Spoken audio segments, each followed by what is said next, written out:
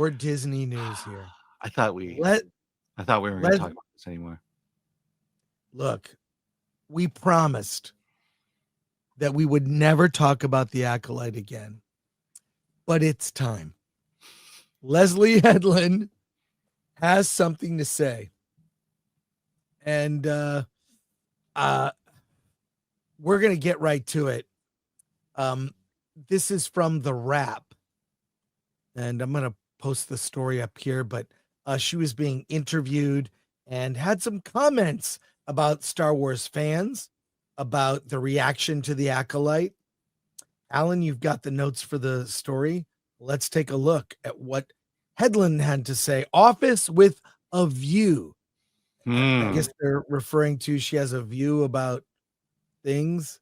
I don't know. Or maybe she has an office with a view. All right. Well, what does Leslie Headland have to say? Leslie Headland always understood that the Acolyte was a risky swing for the Star Wars franchise. As Headland puts it, the first one through the wall is always the bloodiest. When the show debuted in 2024, it immediately became the target of racist and sexist online attacks. Was that what that was? Something Hedland expected in theory, but was shocked to witness in real time. She had long followed the Star Wars commentary ecosystem on YouTube and Patreon. Oh, that's us. So she recognized many of the creators fueling the backlash. Some she respected, others she considered opportunists, and a portion she saw as outright bigots. Reaction videos, takedowns, recaps, and live streams generate significant ad revenue, often making those commentaries more visible than the show itself. As she bluntly observes, the content being made about Star Wars will be more culturally impactful than actual Star Wars. The series cancellation after one season, public, swift, and unprecedented for a Star Wars show, was disappointing but not shocking to her. What surprised her was the speed and manner in which it was handled. She notes that the show was judged not as a new series, but as against every other Star Wars title. I think it could have been worth it to allow the audience it was meant for to find it, she reflects. Despite everything, Hedland remains proud of the Acolyte. She connects the show's fate to wider industry shifts, including studios pulling back on female-driven and diverse projects. These trends she felt acutely during the show's release year. She holds no regrets, still describing herself as obsessed with Star Wars. Obsessed with all the Star Wars. I think she is, first of all, she is obviously painfully aware of the criticism, especially on YouTube.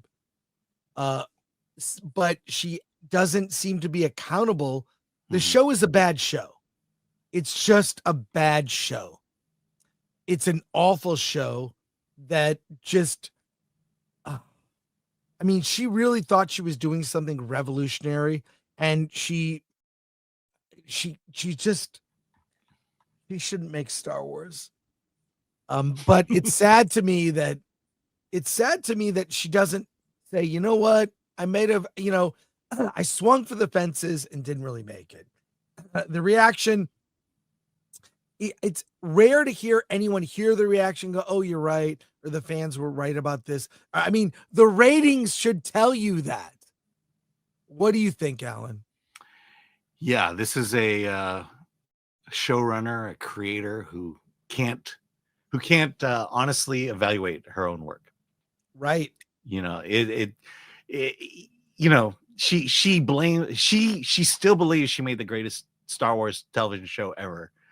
And she can't understand what people are saying and why it failed. And the complaint that we're comparing it against all other Star Wars. Yeah. That's obvious. She swung for the fences. Yeah. Someone gave her $140 million bat, and she swung for the fences and she missed. And this is the problem with the DEI filmmakers and creatives who came out over the last few years, is they believe they did great work and have no ability to look at that work and find fault with it and find out reasons why people didn't watch it. And they have to blame us for their failures, and they have to blame the fact that we didn't like the message they had for their failures. And so she is now hopeless as a creator in the future. Well, the whole thing is this. If you're doing the traditional way that people did TV, is the TV show is being made as it's airing. Lost, for example, right? When Lost came out, which was a phenomenon, we won't talk about, the ending. But when Lost came out, it was a huge phenomenon, and they're making the show, and the show is airing, and there was a feedback loop. Right. And I know that people who worked on that show, they took the feedback very seriously. They would be on message boards about Lost. People were obsessed, and they wanted to address things that they probably overcorrected based on feedback. But, there's a feedback loop of the show comes out, people are able to comment online, you hear what actually the audience is saying, you see the ratings, so you see how the audience feels, and it impacts going forward. Right. All the streaming shows like The Acolyte are being made in a vacuum. You make the show, the entire series is done, and then you put it online. There's no chance for the audience to express how they feel through the ratings and or comments. Yeah. Do you remember how the reaction? Let me finish. Yeah. The reaction is only to attack the audience, which is exactly the wrong reaction.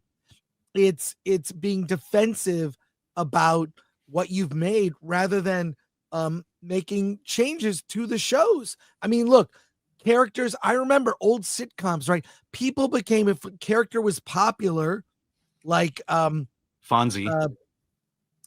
They would. Fonzie was a side character that became the main character in Happy Days. Other characters, and that happened a lot through TV. It's like if a minor character became popular, you gave them more scenes or storylines, and that feedback loop was lost with streaming. So I'm not absolving her for making a terrible show, but what I'm saying is the feedback loop changed from we're going to try to give the audience more of what they want to the audience is wrong that they don't like what I have made. They're actually bad people. There are other comments in the story about fans being racist and whatnot. And the argument I would say always, where were the racist fans when Lando Calrissian came out? They were also clamoring. A character that was introduced in Empire Strikes Back in 1980. Okay. Mace Windu, very popular character. People were excited when Sam Jackson was announced as that character on the Jedi Council in the prequels, whatever you think of that movie. Sam Jackson. I was excited when Newt Gunray, the first Asian character, appeared in Star Wars. Yes, Newt Gunray in The Phantom Menace. But I'm just saying that the feedback loop came, thank you for this feedback, the ratings and or online commentary and or reviews in newspapers and publications. The feedback loop was, we're going to be responsive in a positive way to your feedback. And if you don't like it, we'll do less of the things you don't like to you don't like it, you're racist and wrong. This is wrong-headed. And it's I don't know. I think creatives that respond that way are destined to never grow and improve their work. And as far as I'm concerned, anything Leslie Headland does in the future is dismissible for the reason for what she's said about the audience. Alan, I'm sorry I interrupted you. Yeah. But please. I mean, two things. One is television shows used to get 6 episodes. And if those 6 episodes succeeded, they got 6 more, and then right. Hopefully up to the 20 episode standard that it was. And it was always based on feedback. It was always, okay, how did these 6 episodes do? What can we do to improve it? What do audiences like? What do they don't like? And by the time you got to the end of the first season, you had a well-crafted show. The other thing is, and I've asked the question, I ask this question all the time, but to any artist, are you doing it for the audience or are you doing it for yourself? And it is clear here that she doesn't care about the audience, especially the Star Wars audience. She made a show for herself, saw herself in it, and can't believe people don't like it. Yeah. And that's the problem with television, especially if you're going to be given $140 million to make your TV show. It's got to be for the audience and not for yourself. It's just continuing waste of Disney money. You know, failure after failure, $100 million here, $100 million there, and they can't produce. They can only produce $1 or $2 billion movies. I think they did 2 last year, and then a whole bunch of crap after that.